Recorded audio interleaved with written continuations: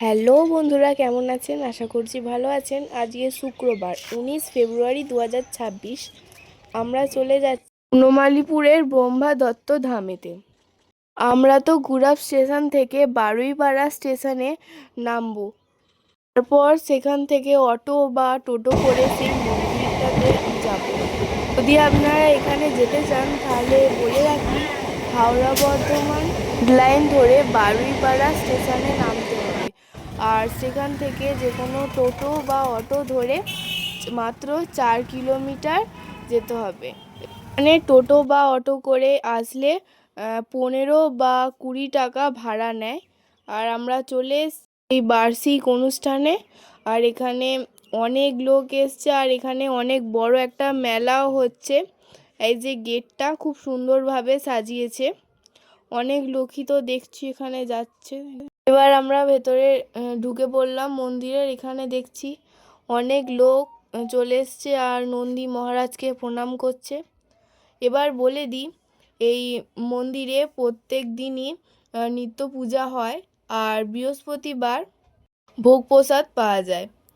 আর আজকে আমরা চলে এসেছি বার্ষিক অনুষ্ঠানেতে। এখানে এখানে পূজা অর্চনা চালু হয়ে গেছে, আর এখানে অনেক মানুষ বসে পড়েছে ভেতরেতে। আমরাও এখানে একটু বসে পুজো দেখে নিলাম। এরপর আমরা একটু বাইরে চলে এসে দেখছিলাম বাইরের পরিবেশটা। আর এখানে ফাঁকাই আছে, কারণ ভেতরেতে সবাই পুজো দেখছিল। আর এবার মন্দিরের বাইরে একটা মাঠেতে আমরা চলে এসেছিলাম। মন্দিরে 2 নম্বর গেট দিয়ে বেরিয়ে এসে একটা লাইনে দাঁড়াতে হবে, যেখানে খিচুড়ি ভোগ প্রসাদ দিচ্ছে আজকে। আর তার সাথে ছিল আর মিষ্টি।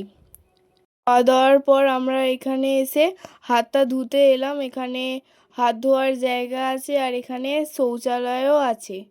আর অনেক বড় মাঠে এই খিচুড়ি ভোগ খাওয়ানো হচ্ছে। আবার আমরা মন্দিরের ভেতরে এসে রুটি দেখতে শুরু করে দিলাম। এখানে প্রচণ্ড ভিড় হচ্ছিল। আর এখানে আমরা শেষ মুহূর্তের আরতিটা দেখে এরপর আমরা বাড়ি চলে যাব।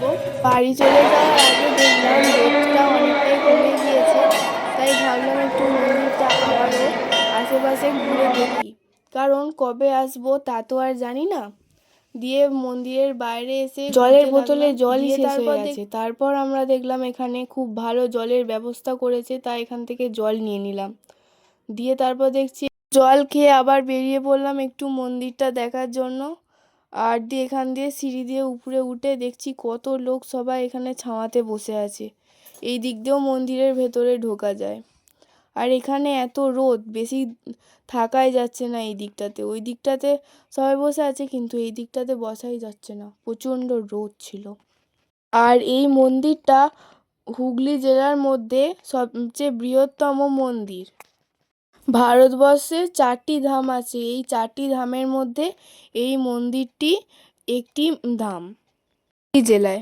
এখানে একটু থাকার পর এই মন্দিরের একটি নিচে মন্দির আছে, শিব মন্দির। আর এই মন্দিরটার ভেতরে ঢোকার সাথে সাথে দেখলাম এত সুন্দর। আর এখানে প্রতিদিনই পুজো হয়, আর এখানে পুজো দেওয়ার ব্যবস্থাও আছে। এই যে এই শিব মন্দিরটায় আপনারাও পুজো দিতে পারেন। ধূপবাতি জ্বালানোর ব্যবস্থাও আছে এখানে। এবার আমরা মন্দির থেকে বেরিয়ে এবার জুতো নিতে চলে এসেছি। এখানে জুতো রাখার ব্যবস্থাও আছে। আমরা অনেকক্ষণই মন্দিরে ছিলাম, এবার আমরা বাড়ির দিকে রওনা দেব। আজকের মতো এই পর্যন্তই, দেখা হবে অন্য কোনো ভিডিওতে। টাটা।